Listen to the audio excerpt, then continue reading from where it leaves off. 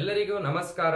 Rare ಬೇಡ್ ಅರ್ಪಿಸುವ ರಾ ಕಿಚನ್ಗೆ ಸುಸ್ವಾಗತ. ನಾನು ಹೇಮಂತ್, ರಾ ಕಿಚನ್ ಕುಕ್. ಸೊ ಈ ವಿಡಿಯೋ ಒಂದು ಸ್ಪೆಷಲ್ ವಿಡಿಯೋ ಕನ್ನಡ ವೀಕ್ಷಕರಿಗಾಗಿ. ಎಲ್ಲರೂ ಏನ್ ಕೇಳಿದಂದ್ರೆ ಶಿವರಾತ್ರಿಗೆ ಏನ್ ಸ್ಪೆಷಲ್ ಸ್ವೀಟ್ಸ್ ಮಾಡ್ಬೋದಂತ.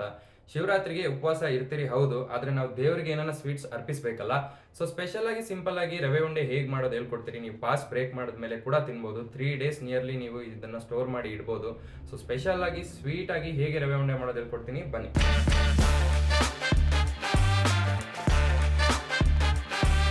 ಸೊ ಸಿಹಿಯಾಗಿ ಸ್ಪೆಷಲ್ ಆಗಿ ರವೆ ಉಂಡೆ ಮಾಡೋಕ್ಕೆ ನಮಗೆ ಬೇಕಾಗಿರೋದು ಸೂಜಿ ರವೆ. ನಿಯರ್ಲಿ ನಾವು 250 grams ಅಷ್ಟು ಸೂಜಿ ರವೆ ತೊಗೊಂಡಿದ್ದೀರಿ. ಅದ್ರ ಜೊತೆಗೆ ಸ್ವೀಟ್ ಅಂದಮೇಲೆ ಶುಗರ್ ಇಲ್ಲ ಅಂದರೆ ಹೇಗೆ, ಸೊ ಶುಗರ್ ಇರಲೇಬೇಕು. ಸೊ ಶುಗರು ನೀವು ಸೂಜಿ ರವೆ ಎಷ್ಟು ಹಾಕ್ತಿರೋ ಅಷ್ಟೇ ಕ್ವಾಂಟಿಟಿಯಷ್ಟು ಶುಗರ್ ಹಾಕಬೇಕು. ಸೊ ನಾವು 4 cups ಯೂಸ್ ಮಾಡ್ತಾಯಿದ್ರೆ 4 cups ಶುಗರ್ ಹಾಕಿ. ನೆಕ್ಸ್ಟ್ ಡ್ರೈ ಕೊಬ್ಬರಿ. ಸೊ ಕೊಬ್ಬರಿನ ನಾವು ಪುಡಿ ಮಾಡ್ಕೊಬೇಕಾಗತ್ತೆ. ಸೊ ಇದನ್ನು ನಾನು ಹೇಗೆ ಅಂತ ನಿಮಗೆ ಹೇಳ್ತೀನಿ. ಸೊ ಕೊಬ್ಬರಿ ಬೇಕು. ಅದ್ರ ಜೊತೆಗೆ ಮಿಲ್ಕ್, ಇದೇ ನಮ್ಮ ಸ್ಪೆಷಲ್ ಇಂಗ್ರೀಡಿಯೆಂಟ್. ತುಂಬ ಜನ ಮಿಲ್ಕ್ ಹಾಕಲ್ಲ. ಮಿಲ್ಕ್ ಹಾಕಿದ್ರೆ ಸಾಫ್ಟಾಗಿ ಬರುತ್ತೆ, ಪ್ಲಸ್ ನೀವು 3 to 4 days ಸ್ಟೋರ್ ಮಾಡ್ಬೋದು. ಇಲ್ಲಾಂದರೆ ಡ್ರೈ ಆಗಿ ಹಾರ್ಡ್ ಆಗಿಬಿಡುತ್ತೆ ರವೆ ಉಂಡೆ. ಗೀ, ಸೊ ನಾವು GRB ತುಪ್ಪ ಬಳಸ್ತಾ ಇದ್ದೀರಿ. ಅದ್ರ ಜೊತೆಗೆ ಯಾಲಕ್ಕಿ, ಸೊ ಇದು ಫ್ಲೇವರ್ಗೆ. ಲಾಸ್ಟ್ಗೆ ನಮಗೆ ಬೇಕಾಗೋದು dry fruits. So dry fruits ನಾವು ಲಾಸ್ಟಲ್ಲಿ ಪ್ರೆಸೆಂಟೇಷನ್ಗೆ ಯೂಸ್ ಮಾಡೋಣ. ಸೊ ಸ್ಟಾರ್ಟ್ ಮಾಡೋಣ ಬನ್ನಿ. ಸ್ಟವ್ ಹಚ್ಚಿ ಬಾಣಲಿ ಬಿಸಿ ಮಾಡೋಣ. ಈಗ ಇದಕ್ಕೆ ನಾವು 4 to 5 ಸ್ಪೂನ್ ಅಷ್ಟು ತುಪ್ಪ ಹಾಕಬೇಕಾಗುತ್ತೆ. ಸೊ ಬಿಸಿ ಆಗ್ತಾನೆ ತುಪ್ಪ ಹಾಕೊಳ್ಳೋಣ.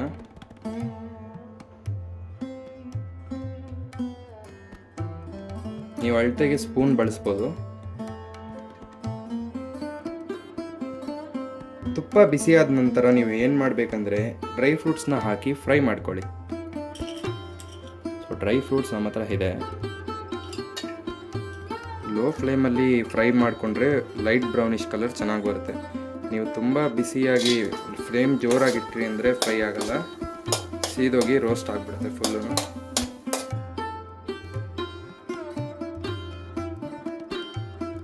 ಈಗ ಬ್ರೌನಿಷ್ ಕಲರ್ ಆಗಿ ಬಂದಿದೆ.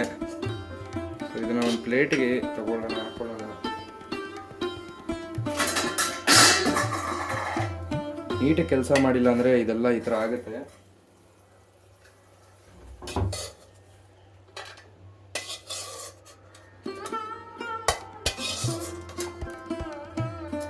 ಈಗ ನಾವು ರವೆನ ಚೂರು ಹುರ್ಕೊಳ್ಳೋಣ. ಸೊ 2 cups ಅಷ್ಟು ರವೆ ಹಾಕ್ತಾ ಇದ್ದೀರಿ.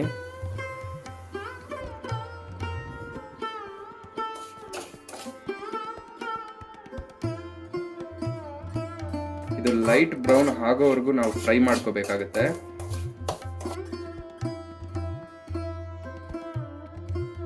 ರವೆ ಜೊತೆಗೆ ತುಪ್ಪ ಮಿಕ್ಸ್ ಆದಷ್ಟು ಸ್ಮೆಲ್ಲು, ಅರೋಮಾ ಆಗಲಿ ಮತ್ತು ಟೇಸ್ಟ್ ಆಗಲಿ ತುಂಬ ಚೆನ್ನಾಗಿ ಬರುತ್ತೆ. ಸೊ ಚೆನ್ನಾಗಿ ಅದು ಮಿಕ್ಸ್ ಆಗಲಿ, ಆ ತುಪ್ಪದ ವಾಸನೆ ಬಂದು ರವೆಯಲ್ಲಿ ಬರಬೇಕು, ಕಾಣಿಸ್ಬೇಕು, ಹಾಗೆ ಟೇಸ್ಟ್ ತುಂಬ ಚೆನ್ನಾಗಿರೋದು.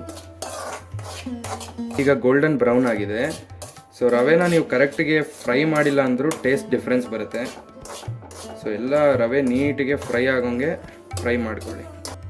ಶುಗರ್ನ ಪೌಡರ್ ಮಾಡ್ಕೋಬೇಕಾಗುತ್ತೆ. ನಾವು 2 ಬೌಲ್ ರವೆ ಯೂಸ್ ಮಾಡಿರೋಕ್ಕೆ, ಸೊ 2 ಬೌಲ್ ಶುಗರೇ ಯೂಸ್ ಮಾಡಬೇಕಾಗುತ್ತೆ. ಇದನ್ನು 5 ಯಾಲಕ್ಕಿ ಮಿಕ್ಸ್ ಮಾಡ್ಕೊಂಡು ಪುಡಿ ಮಾಡ್ಕೊಳ್ಳಿ. ನೋಡಿ, ಶುಗರ್ ಪೌಡರ್ ರೆಡಿ ಆಗಿದೆ. ನೆಕ್ಸ್ಟ್ ಇದೇ ರೀತಿ ನೀವು ಕೊಬ್ಬರಿನ ಪುಡಿ ಮಾಡ್ಕೊಬೇಕಾಗುತ್ತೆ. ಸೊ ಕೊಬ್ಬರಿನೂ ಪುಡಿ ಮಾಡಿಟ್ಕೊಳ್ಳೋಣ. ಕೊಬ್ಬರಿನ ಪುಡಿ ಮಾಡ್ಕೊಂಡಿದ್ದೀನಿ. ಈಗ ಮಿಕ್ಸ್ ಮಾಡ್ಕೊಬೇಕಾಗುತ್ತೆ. ಫ್ರೈ ಮಾಡಿರೋ ರವೆ ಎತ್ಕೊಳ್ಳಿ.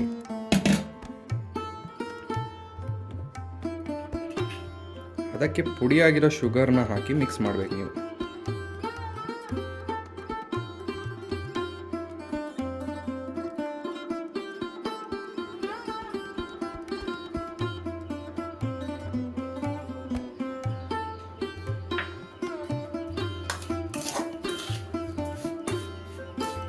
ಫಸ್ಟು ಚೆನ್ನಾಗಿ ಮಿಕ್ಸ್ ಮಾಡಿ.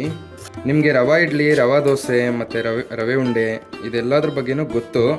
ಬಟ್ ಫಸ್ಟ್ ರವಾ ಹೇಗೆ ಸ್ಟಾರ್ಟ್ ಆಗಿದ್ದು ಅಂತಂದರೆ, World War II ನಡೀತಾ ಇರಬೇಕಾದ್ರೆ ರೈಸ್ಗೆ ಶಾರ್ಟೇಜ್ ಆಗುತ್ತೆ ಇಂಡಿಯಾಲಿ.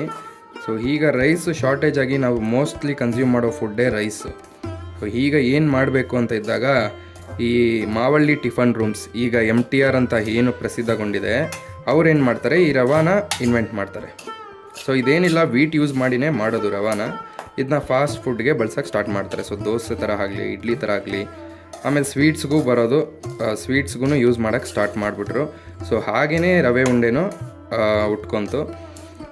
ಅದು ಬಿಟ್ಟು ನೀವು ಏನು ಇದರಿಂದ ಯೂಸಸ್ ಅಂತ ಕೇಳಿದ್ರೆ ರವೆಯಿಂದ, ಇದನ್ನು ಲೋ ಕ್ಯಾಲರಿ ಫುಡ್ ಅಂತ ಹೇಳ್ತಾರೆ. ಸೊ ವೆಯ್ಟ್ ರಿಡ್ಯೂಸ್ ಮಾಡೋರು ರವೆ ಬಳಸ್ಬೋದು. ರವೆ ದೋಸೆ ಆಗಲಿ, ರವೆ ಇಡ್ಲಿ, ಉಪ್ಮಾ ಅದೆಲ್ಲ ನೀವು ಬಳಸಿ ನೀವು ವೆಯ್ಟ್ ಲಾಸ್ ಮಾಡ್ತಾಯಿದ್ದೀರಂದರೆ ಆ ಥರ ಫುಡ್ಸ್ ಬಳಸ್ಬೋದು.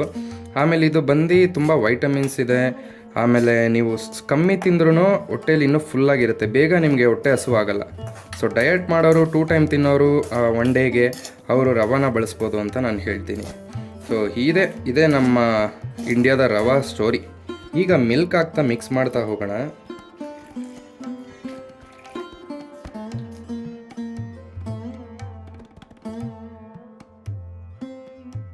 ನಿಮಗೆ ಉಂಡೆ ಮಾಡೋ ಆ ಥರ ಟೆಕ್ಸ್ಚರ್ ಬಂದರೆ ಸಾಕು.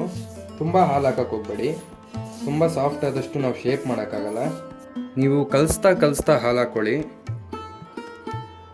ಯಾಕಂದರೆ ನಿಮ್ಗೆ ಅವಾಗೇ ಗೊತ್ತಾಗೋದು ಎಷ್ಟು ಟೆಕ್ಸ್ಚರ್ಗೆ ಕರೆಕ್ಟಿಗೆ ಇದೆಯಾ ಇಲ್ವಾ ಅಂತ, ನಾವು ಶೇಪ್ ಮಾಡೋಷ್ಟು ಟೆಕ್ಸ್ಚರ್ ಬಂದಿದೆ ಅಂತ.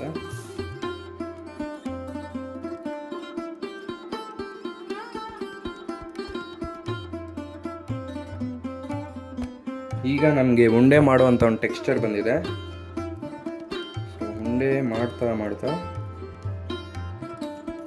ನಾವು ಅದಕ್ಕೆ ಡ್ರೈ ಫ್ರೂಟ್ಸ್ ಕೂಡ ಹಾಕಬೇಕಾಗುತ್ತೆ.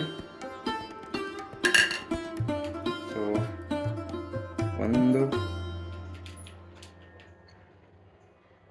ಗೋಡಂಬಿ, ಒಂದು ದ್ರಾಕ್ಷಿ.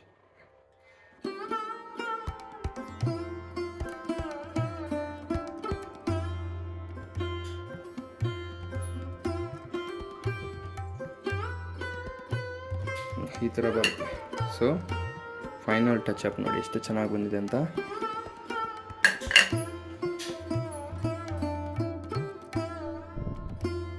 ನೋಡಿ ಗಾಯ್ಸ್, ರವೆ ಉಂಡೆ ಎಷ್ಟು ಚೆನ್ನಾಗಿ ಬಂದಿದೆ, ಫುಲ್ಲು ರೌಂಡ್ ಶೇಪಲ್ಲಿ. ಟೇಸ್ಟ್ ಕೂಡ ಸಕ್ಕತ್ತಾಗಿರುತ್ತೆ. ನಾವು ಆಲ್ರೆಡಿ ಇದು ನಮ್ಮ ಮನೇಲಿ ಯಾವಾಗೂ ರೆಗ್ಯುಲರಾಗಿ ಅದನ್ನು ಒಕೇಶನ್ಸ್ ಇರಬೇಕಾದ್ರೆ, ಅದನ್ನು ಫಂಕ್ಷನ್ಸು ಅದಿರಬೇಕಾದ್ರೆ ಮಾಡಿ ತಿಂದಿರಿ. ಸೊ ನೀವು ಟ್ರೈ ಮಾಡಿ. ಸೊ ನೋಡಿ ಎಷ್ಟು ಚೆನ್ನಾಗಿ ಬಂದಿದೆ, ಕ್ಲೋಸಪ್ಪಲ್ಲೂ ನೋಡಿ.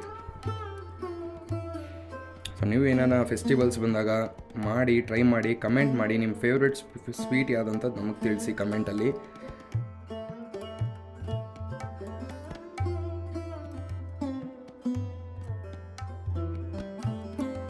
ಗೈಸ್, ರವೆ ಉಂಡೆ ರೆಡಿ ಆಗಿದೆ, ತುಂಬ ಟೇಸ್ಟಿಯಾಗಿದೆ. ನೀವು ಈ ಶಿವರಾತ್ರಿಗೆ ರವೆ ಉಂಡೆನ ರೆಡಿ ಮಾಡಿ, ಉಪವಾಸ ಮಾಡೋರು ಉಪವಾಸ ಆದ ನಂತರ ಸರ್ವ್ ಮಾಡಿ. ಆಮೇಲೆ ಬರೀ ಶಿವರಾತ್ರಿನೆಲ್ಲ ಎಲ್ಲ ಥರ ಫೆಸ್ಟಿವಲ್ಗೂ ನೀವು ರೆಡಿ ಮಾಡ್ಕೊಬೋದು.